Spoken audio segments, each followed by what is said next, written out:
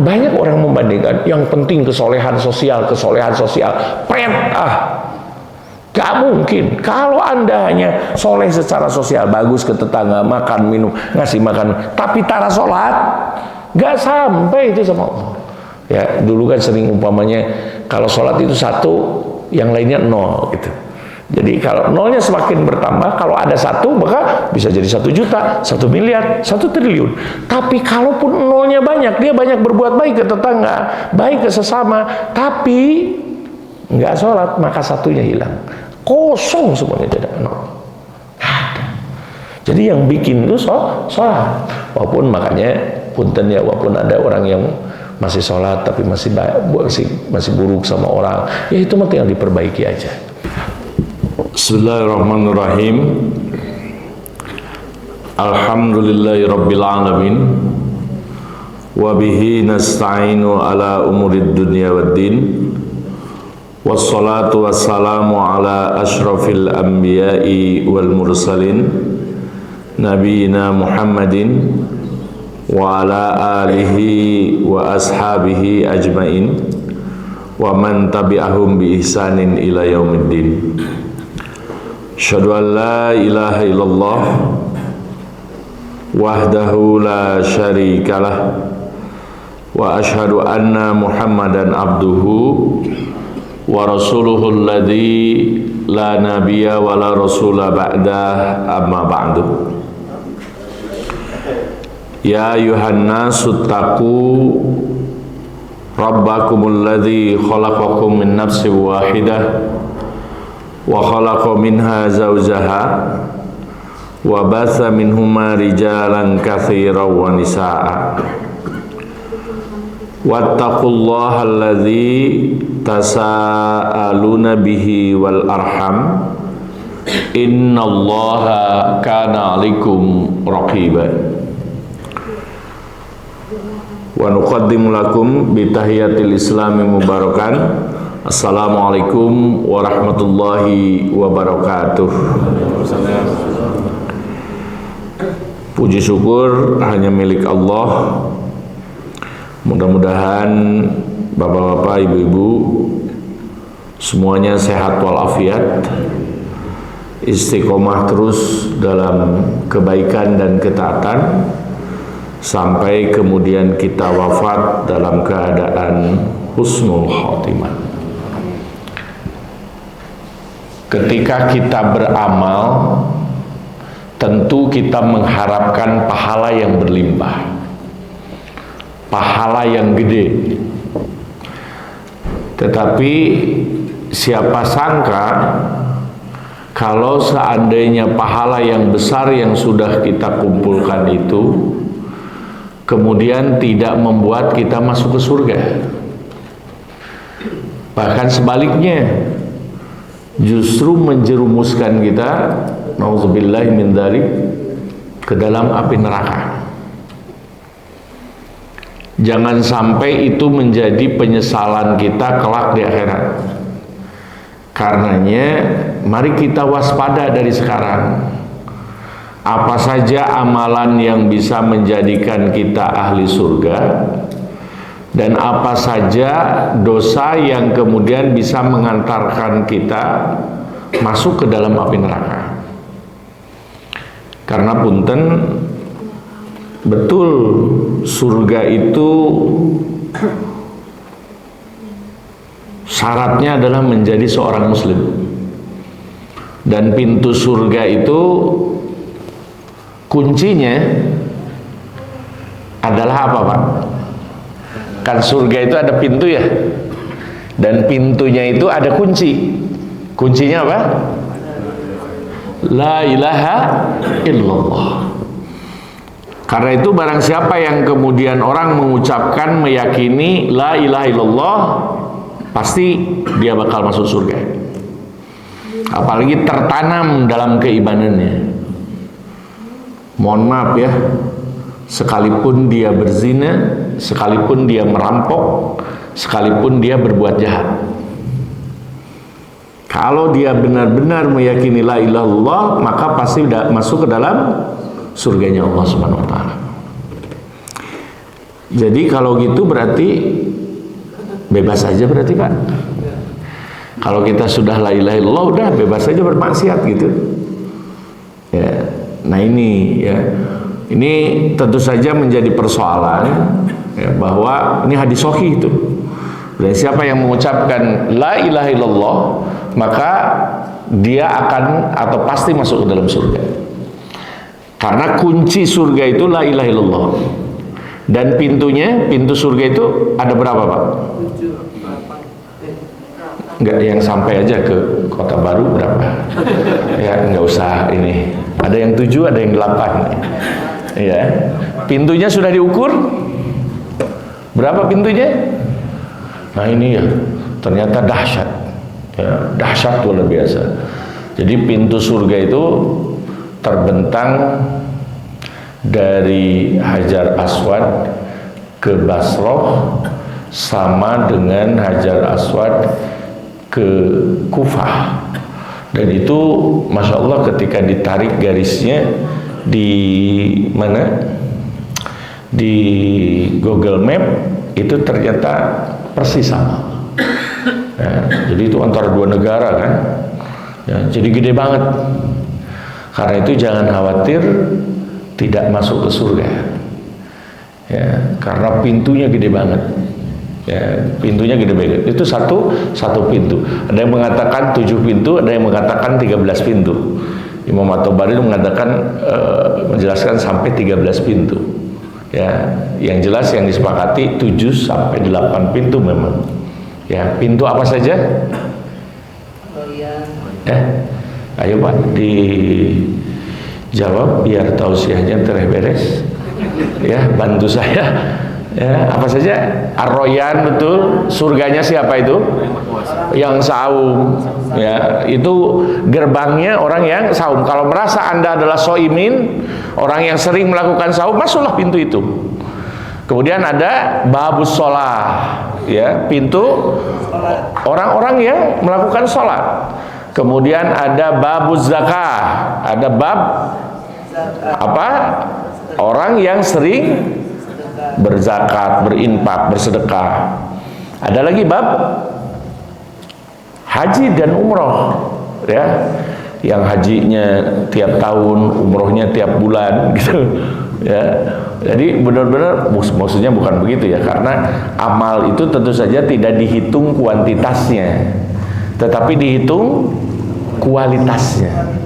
Ya, tidak hanya dihitung kuantitasnya, tapi yang lebih utama adalah kualitasnya.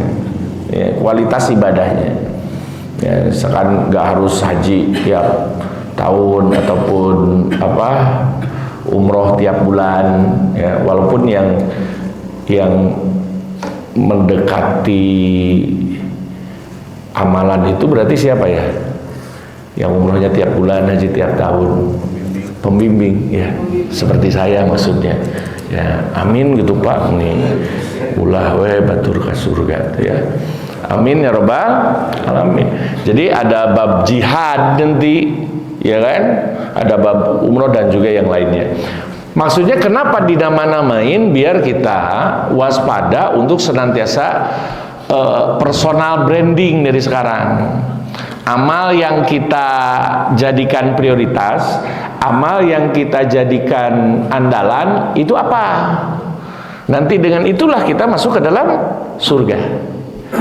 Udah memilih satu amalan Bapak Ibu? Masing-masing? Ya? Ya, ini kayaknya belum memilih karena memang melakukan semua amalan kayaknya Bapak Ibu ini. Ya, kelihatan pede banget memang, ya. Amin ya robbal alamin. Ya, maksudnya kalaupun sholat saja tapi tara puasa anger gitu.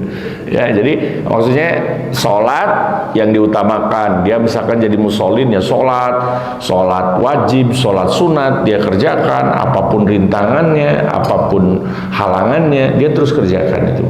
Ya, maka dia menjadi orang yang termasuk masuk nanti di pintu surga ke bab sholat. Nah itu ya diantaranya Bapak Ibu sekalian.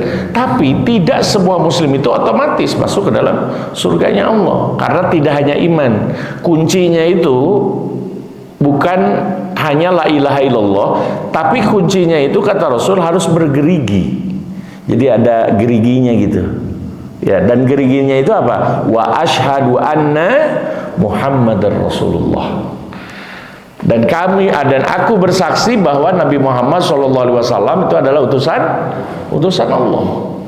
Jadi percuma kalau kita mengakui Allah yang Maha Esa, Allah yang bertauhid dan mengimani Allah Subhanahu wa taala sebagai pencipta, tapi tidak mau mengamalkan, mengerjakan perintah Allah melalui contoh Rasulullah SAW. Ya, inilah pentingnya ngaji, pentingnya thalabul ilmi, agar kita tidak tersesat. Bagaimana mencintai Allah? Ya lihat bagaimana Rasulullah mencintai Allah. Bagaimana cara koneksi, membina koneksi dengan Allah, membina hubungan agar dekat dengan Allah melalui sholat. Lihatlah bagaimana Rasulullah SAW sholat. Sehingga kata Rasul, "Shollu kama ra'aitumuni usolli." Sholatlah kalian sebagaimana engkau melihat aku sholat. Ya. Nah itu diantaranya Bapak Ibu sekalian. Nah jadi betul seorang Muslim itu pasti masuk ke surga. Tapi sayangnya, Masya Allah, ada yang segera masuk ke surga karena mendapatkan banyak ampunan, karena disayangi Allah Subhanahu wa taala. Ya. Dan ada juga yang kemudian masuk ke surga tapi ke neraka terlebih dahulu. Dan ada yang terakhir, ya, yang asalnya dia seorang muslim tetapi tergelincir kembali kepada ya, kekufuran, kemusyrikan, sehingga dia menjadi kekal di dalam api neraka. Ya, nauzubillahi min dzalik. Nah, bahasan kali ini kira-kira apa saja amalan yang kemudian mengantarkan kita ke surga nanti, dan apa saja amalan yang menjadikan pahala kita menjadi sirna sehingga dilemparkan ke dalam api neraka. Nah, jelasnya kita lihat surah Ali Imran, ya, surah Ali Imran ayat 133 sampai ayat 135 ya. A'udzubillahi minasyaitonirrajim. Wasari'u ila magfiratin mir rabbikum.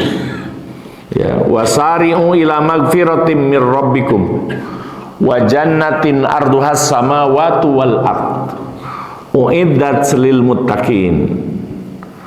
Wasari'u ila magfiratin, dan bersegeralah kalian kepada ampunan, ya, mir rabbikum, dari Rabb kalian, wa jannatin, dan surga, arduhas samawati wal ard, yang luasnya seluas langit dan bumi. Masya Allah, ini luas surga itu kita aja mungkin di bumi belum keinjak semua, ini udah sepanjang mata memandang, apalagi surga. Ya, surga itu luasnya seluas langit dan bumi. Karena itu ini berita buruknya, Pak. Surga itu begitu luas, tetapi surga terus-menerus memanggil. Nanti itu akan curhat kepada Allah, mana isinya ya Allah, mana isinya? Segeralah ke sini wahai para penghuninya. Karena saking sedikitnya yang masuk surga. Ya. Demikian juga nanti neraka. Neraka juga curhat sama Allah. Ini udah sesak, udah sempit, udah gelap, udah penuh ya Allah. Cukup, ya kan? Kafa ya Rabbi. Cukuplah wahai Rabbku, cukuplah wahai Rabbku. Itu kata neraka. Karena saking sudah penuhnya. Tetapi surga sebaliknya, ini masih kosong melompong. Ya, masih kosong melompong. Ya, jadi masih banyak kapling-kapling. Ya, masih banyak kapling-kapling. Mudah-mudahan kita termasuk orang-orang yang jadi penghuninya ya. Amin ya rabbal alamin.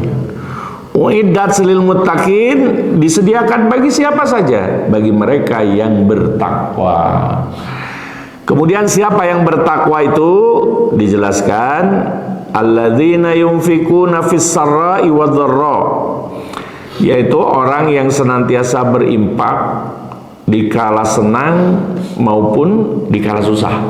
Jadi dia mau senang mau susah berinfak, ya, dia berderma, memberi kepada orang lain. Apalagi Masya Allah, ya, kita juga sekarang banyak sekali bencana, ya, mulai diurut dari Gaza, Palestina, dan kita juga dapat dapat cerita ternyata Gaza juga sekarang udah beberapanya sudah dikuasai lagi. Jadi tinggal mepet-mepet ke pantai aja, tinggal beberapa sedikit saja. Sehingga ya mereka bilang, saya kemarin dengan Syekh Hasan dari Palestina itu ngobrol, bahkan udah sekarang hampir gak ada perlawanan karena banyak pengkhianatan katanya. Jadi Gaza pun sudah ditembus dikit-dikit itu. Lihat gambar petanya itu menyedihkan. Jadi tinggal ke sisi pantai aja udah. Ya, ini udah benar-benar didesak, ada yang melarikan diri, ada yang misalkan menyelamatkan diri ke negara yang lain, dan ya mudah-mudahan aja lah tetap, ya, dikuasai oleh warga muslim untuk mempertahankan tanah Gaza itu. Kemudian setelah Gaza Sudan itu kan, Sudan ini pembantaiannya lebih mengerikan, Pak. Ya, dan itu adalah umat Islam, ya kan, 85% itu umat Islam. Jadi perang saudara, ya, karena sumber daya alam lah, ya, emas, biji nikel dan yang lainnya lah, yang kemudian diperebutkan antara pemerintah yang memberontak, antara pemerintah yang berhasil digulingkan dengan para pemberontak lah gitu. Dan ini masih terjadi sampai sekarang, ya. Dan belum lagi ya bencana di negeri kita juga, di Sumatera, di Aceh. Mudah-mudahan mereka senantiasa disabarkan, dilindungi oleh Allah Subhanahu wa taala. Ya, amin ya rabbal alamin. Udah sampai infak kita di sana? Insya Allah, ya. Ya, mudah-mudahan terima kasih jamaah yang sudah menyisihkan hartanya untuk membantu saudara-saudara kita yang ada di sana.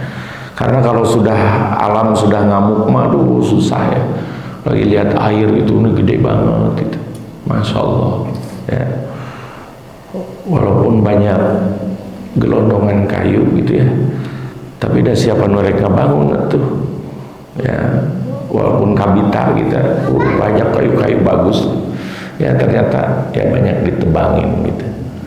Dan ini tentu saja hutan yang tadinya melindungi rakyat duafa, rakyat lemah, itu kemudian justru menjadi gelondongan dan terbujur kaku bersama jasad dan jenazah para korban, ya. Bahkan katanya sekarang mulai ada di Aceh, Tamiang itu kan masih kemarin-kemarin kan masih belum bisa masuk, ya, harus mendapatkan makanan juga sampai harus jalan 2 hari sampai 3 hari, ya, 3 hari 2 malam katanya. Ya, ini bisa dibayangkan, ya, jangan mentang-mentang kita alhamdulillah cukup, alhamdulillah. Coba kita rasakan bagaimana kalau seandainya apa yang menimpa saudara kita itu menimpa kita, ya. Tentu ini benar-benar ujian yang sangat luar biasa bagi mereka. Tapi insya Allah bagi mereka yang terkubur, yang hanyut di bawah air, insya Allah mudah-mudahan dijamin wafat dalam keadaan syahid, ya. Amin ya rabbal alamin. Karena husnul khotimah itu bukan hanya dalam peperangan, ya. Husnul khotimah itu yang kemudian wafatnya bisa jadi syahid, itu bukan hanya di peperangan. Seperti yang pertama terbakar juga, ya, ada mati terbakar, Sebagaimana itu juga terjadi ya kemarin di yang Teradron itu ya, berapa sampai 22 orang. Nah, ternyata ya ada arsip yang dilindungi katanya ya, dan sengaja dibakar karena ya itulah, masya Allah, banyak sekali rahasianya. Kemudian yang kedua juga wafat dalam keadaan tenggelam. Jadi jangan khawatir kalau jadi seorang muslim ya, mau naik kapal laut, mau naik pesawat, jangan khawatir. Kalaupun ada apa-apa, insya Allah, apalagi kita sambil mengucapkan basmalah sebelum pergi dalam keadaan suci, maka insya Allah kita syahid dan husnul khotimah. Ya, mau bapak-bapak, ibu-ibu mati syahid? Sehingga ada nggak tertarik bapak ibu wafat syahid? Kalau nggak ada perang, tenggelam ya boleh. Tapi nggak tahu kalau tenggelam ketika piknik, mata nggak tahu lah. Ya. Yang jelas tenggelam itu tetap dihormati oleh Allah Subhanahu Wa Taala. Oke, kemudian wal kaziminal ghaid, orang yang tidak pernah mengumbar amarah, ya, mengumbar amarah. Jadi al ghaid itu ya, al kazim itu menahan. Jadi ada marah, ada amarah. Kalau marah itu diekspresikan, dasar. Nah itu marah. Tapi kalau amarah diam aja, gitu, dipendam, ya dalam hati, ya tapi mukanya merah gitu ya, terus dari telinganya berasap. Itu berarti udah memendam amarah kenceng banget. Dan itu ternyata Bapak Ibu sekalian, marah itu memerlukan energi, sehingga hampir seluruh energi kita tersedot untuk membenci dan marah ya. Karenanya di antara orang muslim yang lembut itu adalah yang tidak gampang marah, ya, yang pemaaf, ya, tidak gampang marah. Terus, tapi kalau ada yang bikin kita marah, apa yang kita lakukan? Aya piamkeun gitu, bikin orang tuh kesel banget, jengkel banget. Misalnya ke anak, ke suami, ke istri, bikin marah. Apa yang harus kita lakukan? Ya, wudu ya.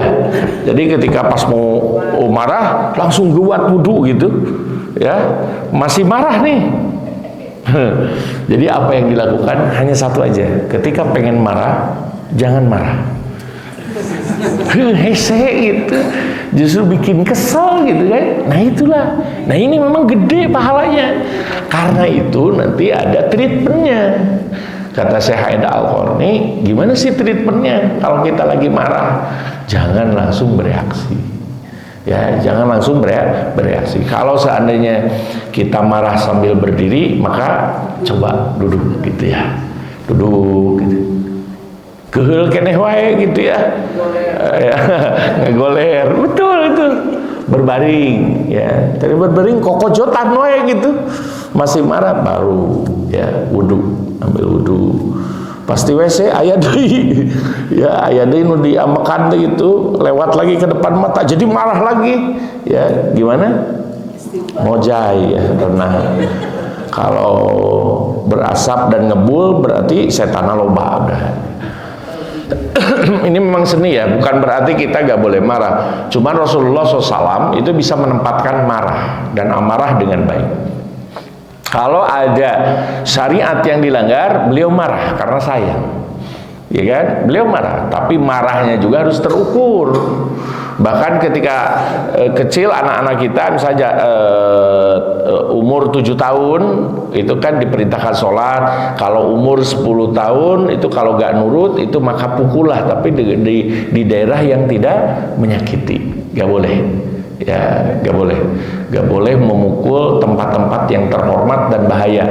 Tempat terhormat seperti memukul kepala, ya itu gak boleh. Fala tadribil wajha, maka jangan memukul wajah, tidak boleh. Ya, terus bagi petinju muslim itu gimana, lamun gelut kalau diring gitu berarti gak boleh ke wajah itu nggak boleh memang ya, tapi bakal eleh gitu berarti ya. Kalau nggak ke wajah ke apa lagi gitu ya. Model si Habib kan ini muslimnya muslim taat gitu, Habib Nurmagomedov itu kan muslim taat ya, makanya dia sebetulnya berkelahinya itu gulat. Kalau gulat itu rata-rata nggak mukul, gulat itu membanting tapi mematikan gitu. Jadi memang tradisi gulat itu tradisi yang sesuai dengan syariat Islam lah gitu. Jadi tidak memukul yang area-area yang terhormat ya. Nah gitu, begitu juga ketika kita marah ke anak, maka pukullah kakinya ya, kakinya dengan besi. Amr itu mau jadi pengkor gitu ya, gak boleh ya, pasti dengan lidi atau apa. Dan pukulannya juga harus dengan pukulan kasih sayang ya. Gimana mukul kasih sayang? Gimana mukulnya? Ya diusapan. Diusapan sekarang mau makin ngelawan kan, luar biasa. Dan nggak tahu nih tragedi psikologi model apa. Kemarin juga kita justru ada ya anak ya yang SD 12 tahun membunuh ibu kandungnya itu. Saya lihat judulnya aja gitu, aduh ngeri ya. Cuman kenapa anakku masih kecil sampai senekat itu gitu ya kan? Kalau seandainya seorang anak tidak tahu cara menghargai ibunya, kedua orang tuanya apalagi ibunya, berarti memang pengajaran makin kesini itu makin kurang ya.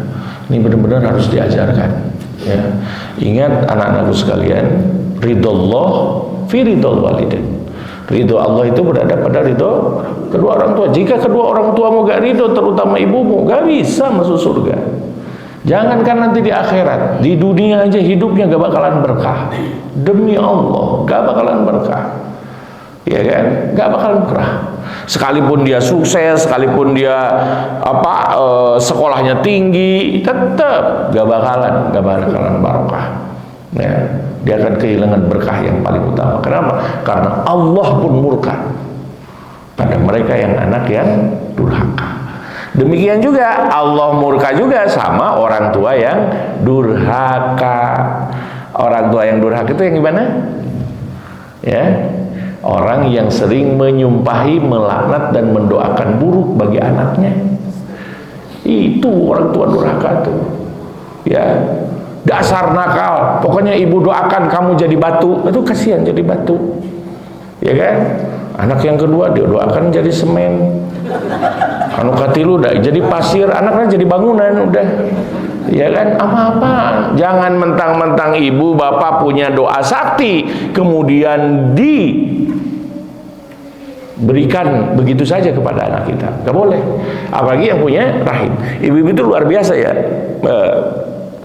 Mulutnya itu luar biasa memang ya, mulutnya itu sakti ya. Apa maksud sakti? Cerewet maksudnya ya. Dan itu maksudnya itu kelebihan perempuan. Tapi lebihnya lagi adalah mulutnya itu bisa membuka aras langit gitu. Terkait dengan siapa? Dengan Ar-Rahim. Karena rahim tersimpan di perutnya, maka Ar-Rahim ketika dipanggil akan mengabulkan doa-doanya. Makanya ketika ngambek coba tahan. Orang yang bertakwa itu ketika ngambek gak bakalan ngelaknat anaknya, dasar kamu anak bodoh, anak durhaka. Bakal jadi doa itu.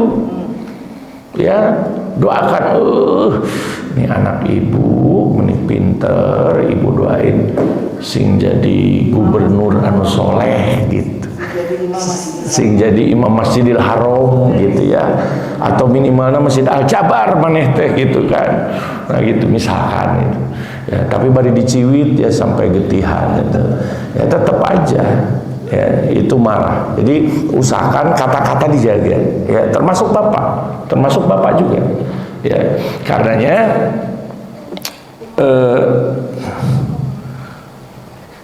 penting ya ketika manggil, kalau kita kan panggil memanggil itu sekarang itu dengan apa, dengan handphone, dengan apa, taruhlah nama-nama baik gitu ya. Ya Itu seperti misalkan kakak soleh, ya, teteh solehah gitu. Sehingga ketika ngeliat tuh diucapkan dalam hati kita, oh kakak ini AA soleh, ya kan? Ini jadi agar terus terbayang bahwa anak kita gak mungkin gak soleh. Dia pasti soleh, walaupun harus melalui rintangan atau misalnya kebawa sama teman pergaulan dan lain sebagainya, pasti anakku soleh gitu aja. Ya, camkan dalam mindset kita, dalam pikiran kita bahwa anak kita itu pasti soleh dan gadis kita itu pasti solehah. Ya, AA soleh, ya, suamiku soleh gitu ya, ataupun kalau istri bidadari surgaku gitu ya, cie seberkali gitu ya. Nggak apa-apa Ustaz meni panjang bae we, dari istri-istri saya kayak gitu saya yang namain ya. Nah itu soalnya gini, pernah ada yang dapat telepon gitu dari istrinya langsung kepok gitu kan, ya padahal lagi ngumpul kita, kenapa kamu menikah kaget gitu. Pas dilihat ya apa istrinya, ya pas dilihat istrinya, saya nggak tahu, cuman di namanya itu si Rudet, ya namanya itu. Ya, saya bilang kok kamu tega itu ngaranan itu siapa? Biasa cadang di imah gitu ya. Siapa Rudet gitu. Akhirnya apa? Rudet terus emang. Ya kan ngeganggu aja gitu. Beda kan kalau misalkan diteleponnya bidadari surgaku, Masya Allah. Tapi di akhirnya ya 01, 02, oh berarti loba tuh ya teman. Ya kan, nah, jangan juga tertipu. Ya jangan juga tertipu gitu. Nah itu teh jadi doa secara tidak sengaja, ya secara tidak sengaja, sehingga saya marah apapun ketika ningali sih AA soleh, soleh gitu. Ya selalu soleh udah ditransfer ya, soleh udah ditransfer ya, kakara soleh kalau sudah ditransfer. Tapi kalau giliran telah transfer nggak makan gitu, ya kan nggak apa-apa, itu manusiawi gitu. Ya kan manusia didoain ya, walaupun di dalam hati kita. Terus wal afina anin nas, dan memaafkan orang lain. Nah ini ternyata kebahagiaan spiritual yang paling tinggi itu memaafkan ternyata. Daripada membenci, daripada mendendam, daripada hasad, maka lepaskanlah, maafkanlah. Seberapa besar apapun kesalahan ataupun kezaliman yang dilakukan oleh orang lain kepada kita, maafkan. Karena kalau sudah membenci maka bakal naik itu karena otak, ya ngeganggu ke hati gak pernah tenang, ya kan? Lihat sendalnya aja di masjid ini sampai kehafal, oh sendal si eta nih kuhul gitu ya. Jadi lihat sendalnya ya saya lihat banget nah gitu, ya kan? Nah itu orang kalau benci itu begitu, sampai sendalnya dialungkan gitu, ya kan? Nah ini jangan sampai kita memelihara kebencian, dan itu tidak sehat. Tidak sehat. Orang yang susah bahagia itu karena susah memaafkan. Ya, susah apa? Susah memaafkan. Terutama ketika ya misalkan anak-anak kita salah, suami kita salah, istri kita salah, karena istri juga bukan bidadari surga, suami juga bukan malaikat. Karena ya pastilah ada salah, ada kekurangan. Ya, dan siapa yang paling baik di mata Allah? Sehingga Allah mengatakan wallahu yuhibbul musinin, Allah itu mencintai orang-orang yang berbuat baik. Siapa? Yaitu yang memaafkan dan pertama mengucapkan apa? Salam. Ya, mengucapkan apa? Salam. Ya, ngajak salaman. Yang pertama nanya. Jadi jangan pabaud-baud aja terus. Ya kan? Jangan sampai gak nanya gitu.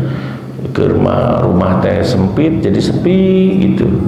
Ya kan, nggak saling tanya satu sama lain. Ya, siapa biasanya yang nanya duluan ketika udah bertengkar? Bapak apa ibu?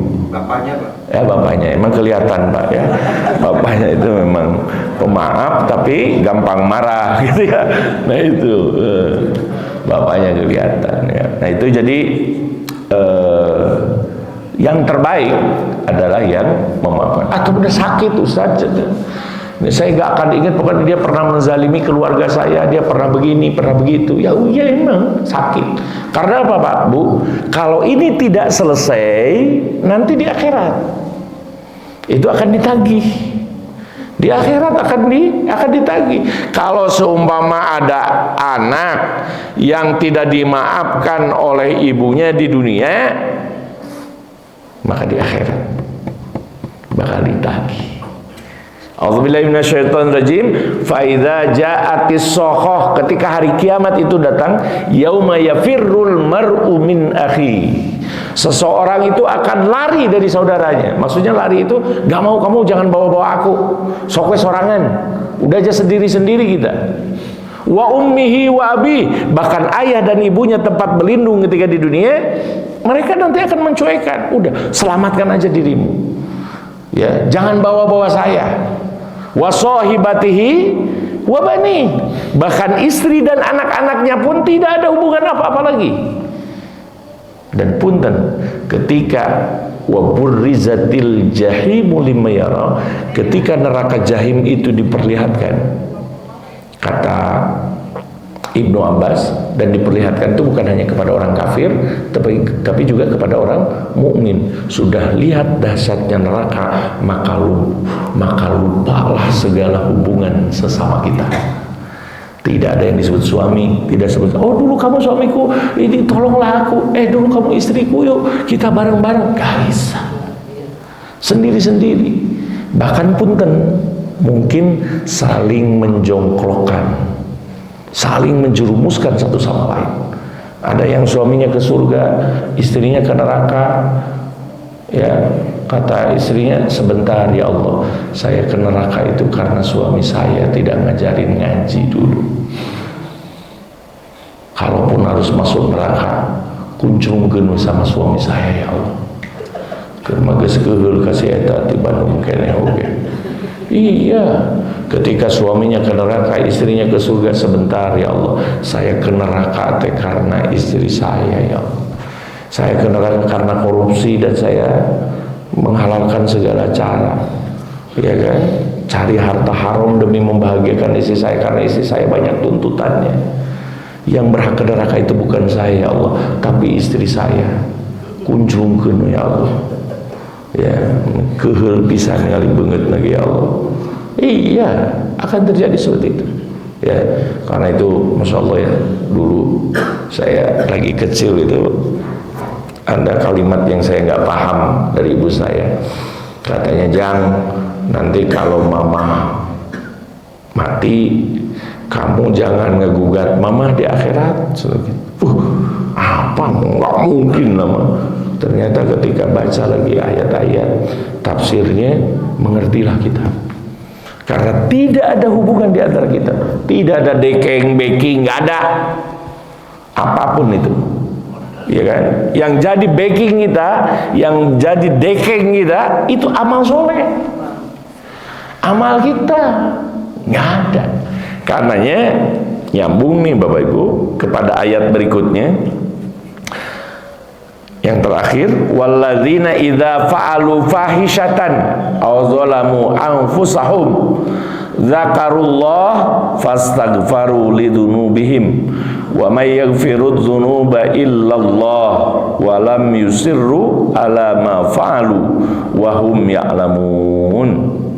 Walladzina idza fa'alu fahishatan, dan orang-orang yang apabila mengerjakan perbuatan keji atau maksiat, aw zalamu anfusahum, atau menzalimi diri sendiri, dzakarullaha, hendaklah dia mengingat kepada Allah, fastaghfaru lidunubihim, dan mintalah ampun untuk dosa-dosa mereka.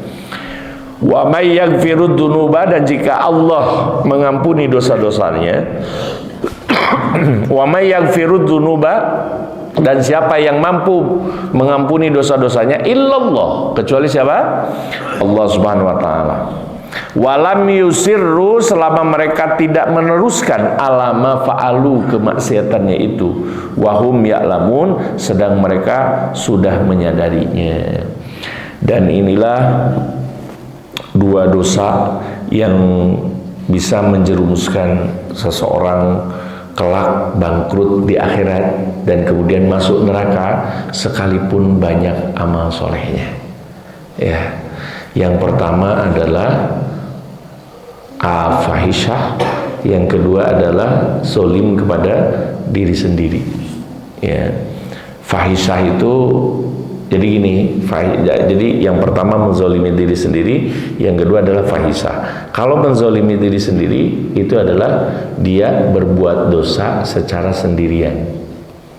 Ya, jadi dia mungkin meninggalkan sholat atau meninggalkan zakat, meninggalkan saum. Dia ngaku muslim, sudah berkewajiban untuk melaksanakan perintah Allah, tapi dia tidak mengerjakannya, mengingkarinya. Maka itu termasuk menzolimi diri sendiri. Sementara yang jadi bahasan utama dalam kajian kita pada pagi hari ini itu diantaranya adalah fahisyah. Fahisyah itu bukan hanya menzolimi diri sendiri, tapi juga menzolimi orang lain. Ya, lebih jelasnya dijelaskan ya di dalam hadis riwayat Abu Hurairah, dikatakan ya,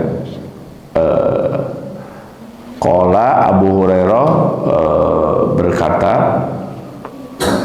Rasulullah SAW bersabda, atadruna mal muflis, kalian tahu siapa itu? Cek ditutup saja karena baterainya udah habis ya. Terlalu kenceng kali ya. Cek pelan-pelan aja ya Pak ya, isi habis lagi. Tadi tarik timur, jadi pala laur. Itu jadi pohon deh ya.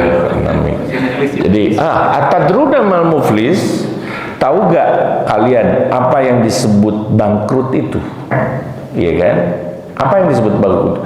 Qalu, para sahabat bertanya, al-muflisu fina, orang yang bangkrut dalam tradisi kami, man la dirhama lahu, yang tidak punya dirham, wala mata, dan tidak punya aset, tidak punya investasi. Faqala, Rasulullah SAW bersabda, innal muflisa min ummati, sesungguhnya orang muflis, orang yang bangkrut di antara umatku itu, ya'ti yaumal qiyamah, mereka yang datang pada hari kiamat, bisolatin, dengan membawa pahala solat, wasiyamin, dan pahala saum, wazakatin, dan pahala zakat, wayati, tapi dia juga bawa dosa, qad syatama hadza, suka mencaci, wa qadzafa hadza, menuduh berzina, menuduh, termasuk menuduh selingkuh, wa akala mala hadza, memakan harta yang haram, wa safaka dama hadza, membunuh, mengalirkan darah di tempat yang tidak dihalalkan oleh Allah. Kemudian wadoroba hadza, dan menyakiti orang lain dengan anggota tubuhnya atau dengan tangannya. Tadi ada menyakiti dengan lisan, mencaci, sekarang ada menyakiti dengan tangan, yaitu memukul. Fayu'ta hadza min hasanatihi, kemudian diberikanlah kebaikannya itu, ya, wa hadza min hasanatihi, sehingga menjadi kebaikan orang yang dizaliminya. Orang yang menzalimi itu diambil kebaikannya, kemudian diberikan kepada si terzalimi, ya, kebaikannya itu dipindahkan. Fa'in faniyat hasan, itu sampai habis kebaikannya, pahalanya itu sampai habis, sampai ketika habis pahala kebaikannya, qabla ayyuk doma alaihi, sebelum kemudian dia diputuskan pada akhirnya, ya, min khotoyahum, tentang kesalahan mereka, maka kemudian kalau habis kebaikannya, maka keburukan yang dizalimi itu diberikan kepada mereka yang menzaliminya. Ya, bisa dipahami Bapak Ibu? Jadi kalau si zalim dan mazlum, zalim ini kan yang menzalimi, ada zolim, ada mazlum. Kalau ada zolim ini menzalimi, mazlum ini dizalimi atau terzalimi. Jadi orang yang menzalimi itu, nanti kalau belum dimaafkan oleh yang dizalimi, ya, maka dia tidak bisa membayar apapun karena maaf sudah tidak berlaku lagi. Terus kalaupun harus bayar dengan uang, nggak mungkin, nggak ada uang. Atau ada dekengan tadi, backing, nggak ada. Yang kita punya masing-masing adalah amal soleh dan amal buruk. Amal soleh dan amal buruk itu hanya dua. Nah, pahala baik dan pahala buruk. Nah, ketika misalkan tidak dimaafkan, maka kebaikannya, pahala kebaikannya harus diberikan untuk membayar maafnya itu. Terus kalau kemudian dia banyak menzalimi orang lain, wah, dikasihin ke sana, dikasihin ke situ, dikasihin ke sini, dikasihin ke sana, maka habislah kebaikannya. Karena dia banyak menzalimi orang. Ya kan? Banyak menzalimi orang. Dan akhirnya kalau dia habis kebaikannya tapi dia masih menzalimi orang lain, maka keburukannya yang dipindahkan kepada dirinya. Sehingga yang tadinya rebo, banyak amal soleh, banyak kebaikan, akhirnya endingnya dilemparkan ke dalam api neraka. Padahal dia ahli sholat, ahli saum, ahli zakat, terus juga haji dan umroh. Masya Allah, ya, ini benar-benar mengenaskan, ya kan? Karena Bapak Ibu sekalian yang dirahmati Allah Subhanahu Wa Taala, inilah yang disebut muflis.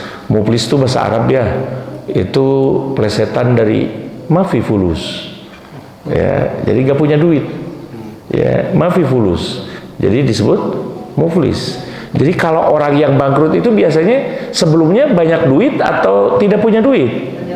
Banyak duit, banyak perusahaannya, banyak kekayaannya. Tapi Masya Allah, saya lihat kemarin itu kan mobil-mobil terhempas, bangunan mewah juga gak ada yang tersisa kalau udah banjir.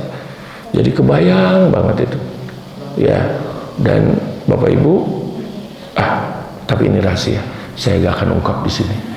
Jadi, tapi saya pengen cerita, oke sih gitu ya. Iya, ternyata di dalam pengkhianatan para nabi itu rata-rata kejahatan lingkungan, Bapak Ibu. Rata-rata kejahatan lingkungan.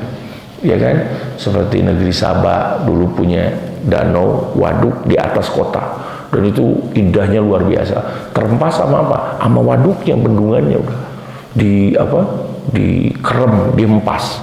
Ya, ada badai yang sangat luar biasa. Kemudian juga dulu kan Nabi Soleh itu kalau Nabi Musa kasusnya itu dengan sapi, ya. Kalau Nabi Soleh dengan apa? Ada yang tahu Bapak Ibu? Kalau Nabi Soleh dengan apa? Kalau Nabi Musa dengan sapi, kalau Nabi Soleh dengan barakallahu fiik, ya, dengan unta. Ya, nampak ya, Masya Allah, tidak pura-pura tidak menjawab karena menjaga keikhlasan. Kelihatan takut riak gitu ya, enggak, saya padahal tahu saya gitu. Cuman saya diam. Unta. Ya, saya bilang, apa itu menyembelih unta? Ternyata unta itu menyimpan air yang banyak buat minumnya umatnya. Disembelih, ya, disembelih sama umatnya. Ya udah murka. Padahal itu ujian bagi umat Nabi Soleh. Dan ini apa? Ini tentang mata air yang dimonopoli, yang dikuasai. Ya, itu jadi ya, ekosistem air yang ya harusnya untuk orang banyak dan lain sebagainya. Makanya kan ada 3 hal yang tidak boleh diperjualbelikan. Ini harusnya, ini jadi prinsip, ya, harus prinsip kemaslahatan umum di dalam Islam. 1 air, 2 udara, 3 api. Semua itu harus berserikat dalam ini. Makanya sesungguhnya ya air itu tidak boleh diswastanisasi sebetulnya, tidak boleh diperjualbelikan, ya, harus diberikan, ya, harus diberikan, harus dikasih. Maka kasih tahu perusahaan-perusahaan, terutama yang Muslim, yang bikin air mineral berarti harus dibagikan, pasti bakal bangkrut. Ya. Iya, kalau dibagikan, ya memang harus dibagi. Maksudnya tidak boleh dimonopoli. Kalaupun harus ada pengaliran, alirkanlah. ya alirkan sesuai dengan biayanya, misalkan pipanya dan lain sebagainya. Demikian juga udara, tapi kan udara sudah masuk hukum internasional sekarang. Udara di sini masuk udara ke sini dari Indonesia ke Malaysia ya harus izin gitu. Tapi kita mah gak boleh sampai seperti itu gitu, karena benci dengan tetangga, misalkan tetangga masuk ke kamar, jangan kamu hisap udara kami, ya gitu ya. Ya sampai kudu pakai penutup misalkan atau gimana, nggak boleh. Udara mah bareng-bareng aja. Ya juga masalah api itu harus saling berbagi, ya satu sama lain. Tidak boleh diperjualbelikan. Nah itu harusnya, idealnya, ya. Dan Masya Allah ternyata kalau mengkhianati alam maka ya semesta juga ya akan kembali menghukumnya. Dan ini peristiwa yang begitu dasar. Tadi lupa ya, bukan hanya Aceh, Sumatera, tapi juga Bandung juga ya. Oh kita juga lupa nih, ya, lupa bahwa tetangga kita di kita juga justru terkena bencana yang dahsyat juga. Dan ya hutan-hutannya juga udah mulai banyak yang hilang, ya. Ini yang seharusnya menjadi apa ya, menjadi muhasabah bagi kita bahwa keimanan itu bukan hanya menjaga sholat kita, tapi juga menjaga lingkungan kita. Karenanya kan di dalam hadis soal iman itu banyak cabangnya, ada 70 cabang lebih. Dan iman yang paling rendah adalah seseorang membuang gangguan dari jalanan. Ya misalkan ada gangguan di jalan bisa mengganggu mobil, kecelakaan, misalkan ada batu misalkan dipindahin, atau misalkan takut ada yang jalan, ada mohon maaf misalkan atau apa gitu dibersihin. Itu bagian dari iman. Ya, itu bagian dari iman. Kalau kemudian ada cangkang cawu gitu, cangkang pisang di sana, kemudian dia gak buang, mungkin nanti orang lain lah gitu. Ya itu mending kalau dia masih berharap sama orang lain. Ini mah ada juga ya kemudian antep sugan we nu cilaka, ya sing urang tingalikeun sugan anu ti soledad. Ya kan, senangnya ngeprank itu. Boleh itu. Ya kan? Termasuk ini juga jangan dinormalisasi hukum ngeprank itu, ya kan? La tuprengku fil Islam, tidak boleh ngeprank dalam Islam. Apa coba dalilnya Pak? Ya, jadi saya jadi lupa nih. Apa kata Rasul tuh? Pokoknya ngagetin orang itu tidak termasuk golongan kami orang yang suka ngagetin orang. Laisa minna apa gitu, lupa lagi ya hadisnya itu. Jadi orang yang suka mengejutkan orang lain itu tidak boleh, ya. Misalkan ada orang misalkan diam lagi jalan gitu, kita dari balik dinding gitu, wah gitu, gak boleh itu, ya. Itu bisa jadi mencelakakan, bisa jantungnya atau apanya gitu, gak boleh, ya, gak boleh melakukan hal yang seperti itu. Laisa at-tarawwu, ya, at-tarawwu namanya. Tarawwu itu menakut-nakuti, ya, menakut-nakuti atau mengagetkan orang lain, itu nggak boleh, ya. Seperti misalkan ada yang juga lucu-lucuan pakai baju Arab gitu. Saya lihat itu nggak tahu di TikTok, nggak tahu di mana. Lucu-lucuan dia pakai baju Arab, terus bawa rangsel gitu. Kemudian datang ke tempat umum tapi di Eropa gitu. Bom gitu, kan nggak boleh itu. Itu kemudian bisa ya banyaklah madorotnya, apalagi dia pakai jubah Arab gitu. Jadi seolah-olah dia menghina orang Arab atau umat Islam, ya. Ini jelas ya tidak sesuai dengan kaidah seorang muslim. Nah gitu ya Bapak Ibu sekalian yang dirahmati Allah Subhanahu wa taala.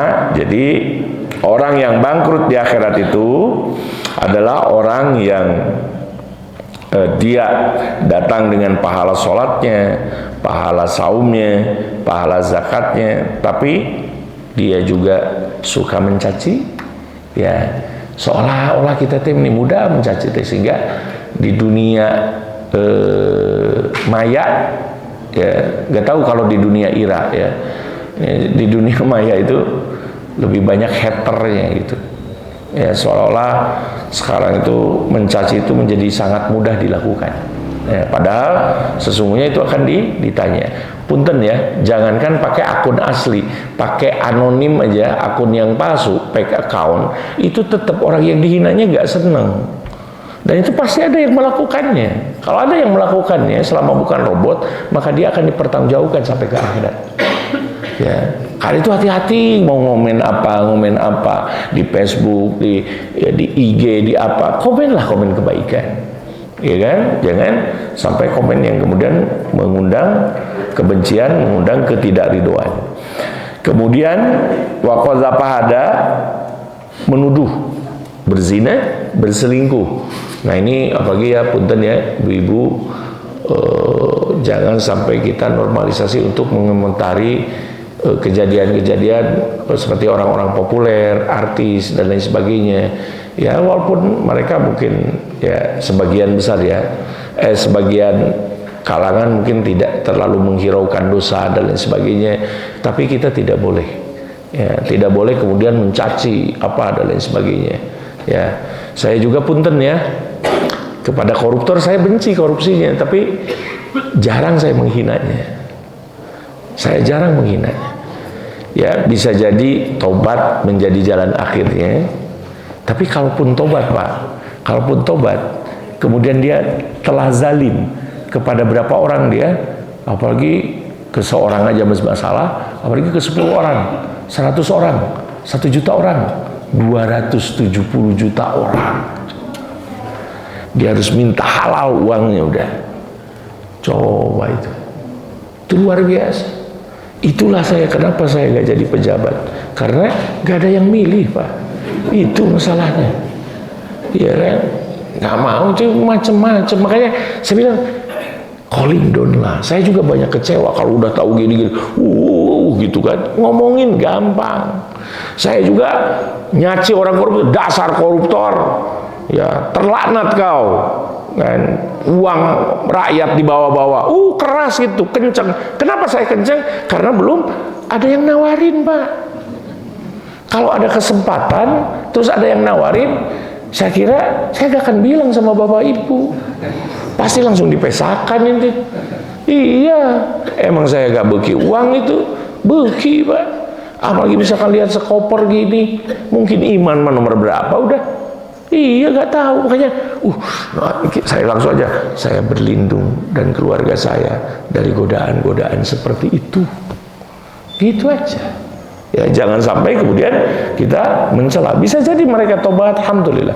Tapi punten, kalau dia zolim, kalau dosanya sama orang lain, bahkan ke tetangga, bahkan soal sepatu sekalipun, soal sandal, ya kan, soal apa, soal yang dipinjam tapi gak bilang karena dianggap sepele, tapi orangnya gak ridho, itu akan dituntut itu. Semuanya digugat. Mana amal soleh sakitu-kituna, terus aja pada diambilin, habis kita. Bangkrut kita, ya kan? Nah, maka jangan sembarang menuduh atau mencucurkan darah, tadi membunuh, ini dosa besar. Kalau makanya harus kisos, ya. Dan tentu saja ini kalau sudah dihukum di dunia, maka di akhirat tidak berlaku lagi, dia masuk surga. Kemudian memukul. Jadi jaga bagi para ahli sholat, ahli saum, ahli zakat, jangan sampai menyakiti orang lain dengan lisan dan tangannya. Bapak Ibu sekalian yang dirahmati Allah Subhanahu wa taala, azani Allah yakum, itulah diantaranya yang ingin saya sampaikan tentang mereka orang-orang yang kelak bangkrut di akhirat, ya. Itu yang mungkin ingin saya sampaikan pada kesempatan kali ini. Mudah-mudahan bermanfaat ya. Bapak Ibu juga sehat walafiat ya, istiqomah terus dijaga oleh Allah. Mari kita jaga ya, investasinya semacam apa. Kesimpulannya nih ada 4. Yang pertama, memperbanyak amal ibadah ya. Yang pertama, memperbanyak amal ibadah. Tapi buat apa ya kalau amal ibadah banyak tapi banyak nyakitin orang? Jadi mending nggak beribadah tapi banyak berbuat baik sama orang, mendingan gitu Pak. Yang jadi bingung ya, Daripada buat apa ahli sholat tapi susah dipinjemin duit, ya kan? Mending kene tara sholat tapi hese oge diinjeman duit itu. Jadi banyak orang membandingkan yang penting kesolehan sosial. Gak mungkin. Kalau Anda hanya soleh secara sosial, bagus ke tetangga, makan, minum, ngasih makan, tapi tara sholat, gak sampai itu sama Allah.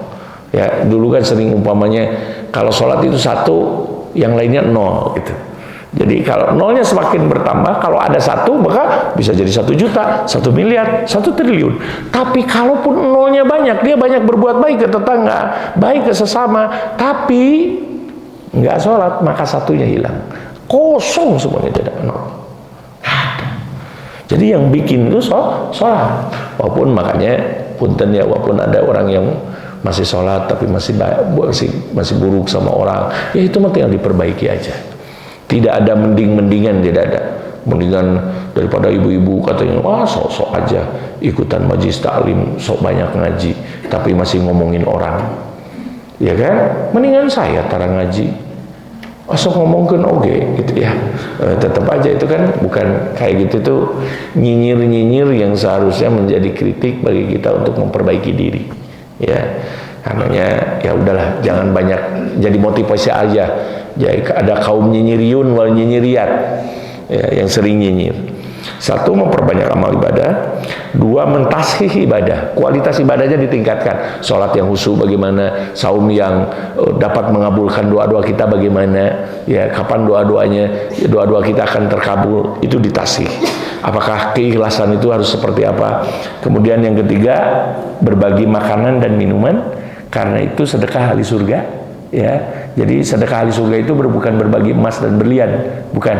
Ya, karena emas sudah diimpor ke negeri yang jauh. Udah aja lah, ya, berbagi makan dan minum saja. Ya, sampai mereka mengatakan kami nggak butuh apa-apa, kami hanya butuh beras. Ya kan, yang kemarin di Sumatera itu, masya Allah, sangat menyedihkan ya. Kemudian yang terakhir, lisannya basah dengan kalimat istighfar. Kata Ali bin Abi Thalib, barang siapa yang lisannya selalu beristighfar, dia akan dijauhkan dari api neraka. Dia ahli surga. Tapi barang siapa yang dirinya tidak terjaga istighfar, maka tidak tahu bagaimana nasibnya kelak di akhirat. Tapi kalau seorang istighfar, ya istighfar terus, itu kalimat gampang tapi susah. Kenapa berat? Padahal gampang diucapkan di lisan, tapi berat dibiasakan, karena bisa jadi lisan berat dengan dosa-dosa kita. Ya, suka istighfar Bapak Ibu? Alhamdulillah, terutama ketika marah. Astagfirullahaladzim gitu ya. Nah itu mah dosanya double gitu ya. Istighfarnya istighfar gak sadar itu mah. Jadi mudah-mudahan amalan kita diterima, dan tentu saja kita berjumpa tidak hanya di dunia yang sesaat ini, tapi juga kelak nanti di akhirat ya. Mohon maaf atas segala kekurangan ya, dan sebelum ditutup barangkali ada yang mau ditanyakan dari Bapak-bapak. Tidak ada, dari Ibu tidak ada. Oke, kalau tidak ada, tutup saja dengan doa. Rabbana hab lana min azwajina wa dzurriyyatina qurrata a'yun waj'alna lil muttaqina imama. Rabbana atina fid dunya hasanah wa fil akhirati hasanah wa qina adzabannar. Aqulu qouli hadza wa astaghfirullah li wa lakum. Wassalamu alaikum warahmatullahi wabarakatuh. Alhamdulillah, syukur untuk Ustaz yang telah memberikan materi kajian pada pagi ini, dan kepada jamaah semua yang telah hadir mengikuti kajian. Semoga Allah atas segala ilmu yang bermanfaat untuk Ustaz dan kita semua, dan kita semua bisa diberikan kemudahan pelajaran untuk bisa mengamalkannya. Amin. Silakan bagi jamaah yang